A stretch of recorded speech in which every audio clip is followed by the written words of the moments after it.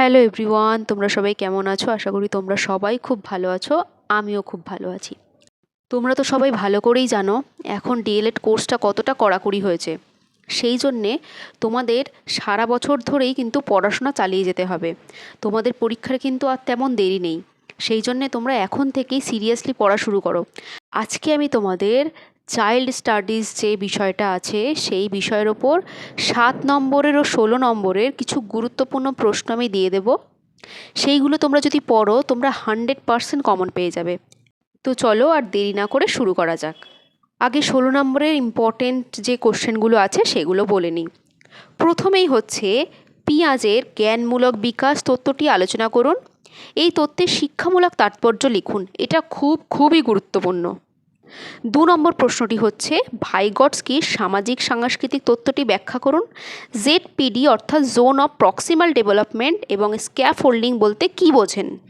3 নম্বর প্রশ্নটি হচ্ছে কোহলবার্গের নৈতিক বিকাশ তত্ত্বের পর্যায় এবং স্তরগুলি আলোচনা করুন।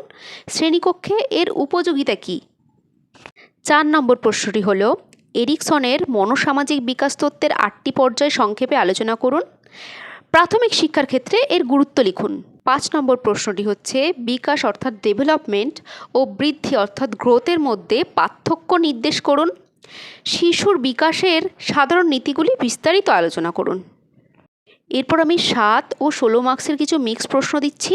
এই প্রশ্নের উত্তরগুলো তোমরা 7 মার্কস হিসেবে ও 16 মার্কস হিসেবে দুইভাবেই তোমরা রেডি করবে। 6 নম্বর থর্নডাইকের শিখনের মূল সূত্রগুলি কি কি? প্রাথমিক শিক্ষার ক্ষেত্রে এই সূত্রগুলির গুরুত্ব আলোচনা করুন। 7 নম্বর প্রশ্নটি হচ্ছে স্কিনারের অপারেন্ট অনুবর্তন বা সক্রিয় অনুবর্তন তত্ত্বটি পরীক্ষা সহ ব্যাখ্যা করুন। শিক্ষাক্ষেত্রে এর অবদান কি? 8 নম্বর প্রশ্নটি হচ্ছে প্যাভলভের প্রাচীন অনুবর্তন তত্ত্বটি সংক্ষেপে লিখুন। প্রাচীন ও সক্রিয় অনুবর্তনের মধ্যে পার্থক্য দেখান। 9 নম্বর প্রশ্নটি হল ব্রুনারের আবিষ্কারমূলক শিখন তত্ত্বের মূল বৈশিষ্ট্য এবং স্তরগুলি আলোচনা করুন।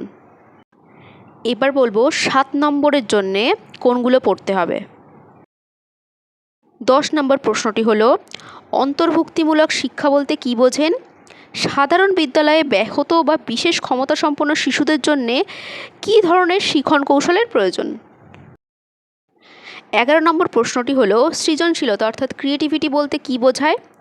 শ্রেণীকক্ষে শিক্ষার্থীদের সৃজনশীলতা বৃদ্ধির জন্যে একজন শিক্ষকের ভূমিকা কী হওয়া উচিত? 12 নম্বর প্রশ্নটা হচ্ছে মনোযোগ বা অ্যাটেনশন কাকে বলে? মনোযোগের অভ্যন্তরীণ ও বাহ্যিক নির্ধারকগুলি সংক্ষেপে আলোচনা করুন।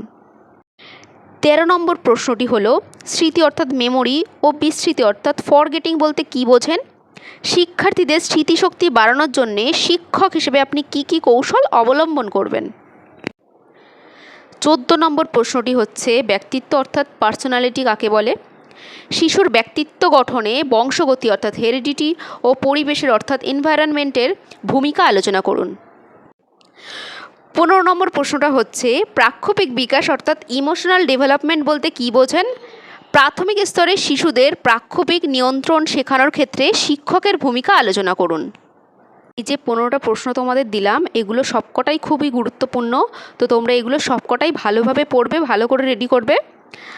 আর অন্য বিষয়েরও যদি তোমরা সাজেশন পেতে চাও তাহলে অবশ্যই আমাকে কমেন্ট করে জানিও।